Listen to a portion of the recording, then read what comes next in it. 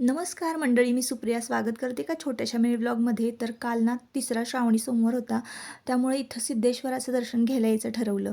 वाईमध्ये खूप सारे महादेवांचे मंदिर आहेत, त्यापैकी हे एक छोटंसं मंदिर ढोल्या गणपती बाप्पांच्या उजव्या हाताला कृष्णा नदीच्या काठेवर बसलेलं हे सुंदर असं महादेवांचं मंदिर.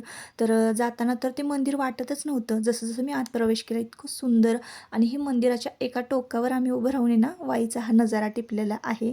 तर इतकी सुंदर वाई दिसते ना इथून. त्यानंतर नंदी महाराजांच्या सभा मंडपामधून जर बघितलं ना समोर, तर सोनजाई देवीच्या डोंगरावरचं सोनजाई देवीचं मंदिर आहे ना, त्याच्या कळसाचं दर्शन होतं. इतकं सुंदर इथून हा नजारा दिसत होता डोंगराचा सुद्धा. संपूर्ण दगडी बांधकामामध्ये असलेलं हे मंदिर फक्त आतमध्ये प्रवेश केलं की दिसतं.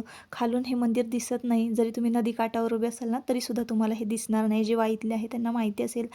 त्यानंतर गाभाऱ्यामध्ये प्रवेश केला आणि मन शांत करणारी ही पूजा, महादेवांच्या आत्मलिंगाचं दर्शन घेतलं आणि मग परतीचा प्रवास. तर ह्या बाबांचं मला इतकं म्हणजे भारी वाटत होतं ना, एवढं मन लावून ते स्वतःचं सेवा करत होते, काम करत होते.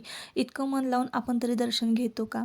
आणि गाभाऱ्यातच नाही तर मंदिराच्या आजूबाजूचा जो परिसर आहे ना, त्यामध्ये सुद्धा एवढी शांतता ना, की तिथून लवकर जावंसंच वाटत नव्हतं. इतकी निस्मय अशी शांतता होती या वातावरणामध्ये.